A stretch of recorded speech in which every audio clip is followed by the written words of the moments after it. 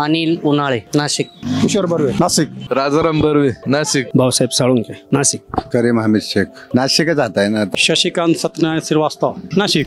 गावात आता पूर्वी गुंडगिरी खूप वाढलेली. 2014 म्हणजे बरेच प्रश्न होते. बऱ्याच ठिकाणी लाईट नव्हतं, पाणी नव्हतं. काय वाटते तुम्हाला नाशिकमध्ये कामं झाले का?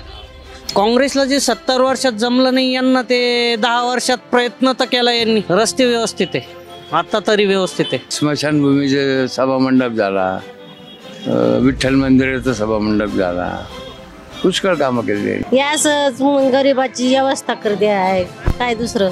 डिजिटल याच्यामध्ये फरक झाला. भरपूर सुविधा केल्या ना. रोडचे कामं झाले, सर्व सिंगल रस्ता होता, आता डबल टिबल झालाय, 4-4 पदरी झालाय, हायवे झाले, भरपूर काय काय झालं ना. भरपूर कामे केलेली. आता गाव तिथं रस्ता झालेला आहे. आता सुधारणा फार झाल्या ना, आणि त्याच्यापेक्षा देशामध्ये जास्त नाव झालं भारतात. बरं वाटून राहिलं. कुठेही गेलं तर रस्ते गावामध्ये म्हणजे गाड्या जायला लागल्या, ST बसेस जायला लागल्या.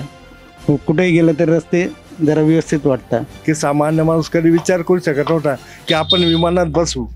आज सामान्य माणूस सुद्धा विमानात बसायचं सहज बसू शकतो. आज तुम्ही कुठेही खेडोपाडी कुठेही जा की रस्ते वगैरे एकदम टकाटक झालेले. म्हणजे पूर्वी जे तिथे 3-3, 4-4 तास लागायचे ते आज तुम्ही 1.5-2 तासात जाऊ शकता. म्हणजे हा खूप मोठा बदल आहे की आज जिकडं तिकडे सिमेंट कॉन्क्रीटचे रस्ते तयार होत आहेत. डिफेन्ससाठी खूप छान काम केलेलं आहे. काही जे कामं केलं खूप चांगलं केलं आहे. जसं आम्हाला राम मंदिर करून दिलं, आपलं डिफेन्ससाठी काहीतरी केलं. आमचं जे फॉरेन जे पॉलिसी आहे ती खूप चांगलं आहे. आज सगळा देश आपल्याला सपोर्ट करत आहे, हे खूप चांगलं केलं. तुम्हाला कोणत्या कोणत्या योजना मिळते? 2000 रुपये देतात ना. हो, सगळ्या सवलती त्यांना, रेशन अमुक जमुक लोकांना. घरकुल योजना मिळाली आपल्याला, 1,40,000 मिळाली. आधार झाला ना, त्याच्यामुळे झालं ना. आम्हाला घरकुल मिळाले ना. योजना भरपूर येत आहे. आता राशन पाहिलं तुम्ही मला 3-4 वर्षापासून फुकट खायला भेटते. पुढं 5 वर्ष अजून आहेच. शेतकऱ्यांसाठी तरी चांगली आहे. कोणत्या सरकारने दिले का शेतकऱ्यांना दरवर्षी 12,000 रुपये हे सरकार देत आहे. नुकसान भरपाई म्हणा, काही म्हणा, सर्व गोष्टी देत आहे. आता घरकुल योजना मिळाली, काहींना लाईट बिल मिळालं, आदिवासी लोकांना, यांना त्यांना असं राशन मिळतं ना, फ्रीमध्ये मिळतं, गहू आणि तांदूळ. आता ते बऱ्याच गोष्टी आता तुमचे डायरेक्ट खाते खोलून दिल्यामुळं काय जे काही येणार असेल ते डायरेक्ट तुमच्या खात्यावर जाईल. पूर्वी लोकांना माहीत सुद्धा होत नव्हते की काय सबसिडी आली का नाही आली, पण आता कमीत कमी प्रत्येकाच्या खात्यावर ते जमा होते.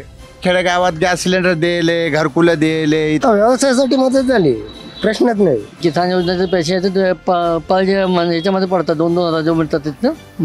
भरपूर लोकांना आता सिलेंडर भेटले, संडास भेटले. आम्ही काय विकास करायला पाहिजे? फार घरापर्यंत आले ना. मग काय कोण आलं पाहिजे निवडून? BJP तर यायलाच पाहिजे असं माझं मत आहे. मोदीच यायला पाहिजे ते ना. मला तर वाटतं मोदी सेवा परत. मोदी सरकार आपल्याला केंद्रात मोदी सरकारच राहणार हे नक्की. मोदी येईल असं वाटतं मला. मोदीच येणार. यायला पाहिजे तर भाजपच यायला पाहिजे. BJP परत यायला पाहिजे. मी मोदी सरकार यायला पाहिजे. कमळाचे बटन दाबा, भाजपाला विजयी करा.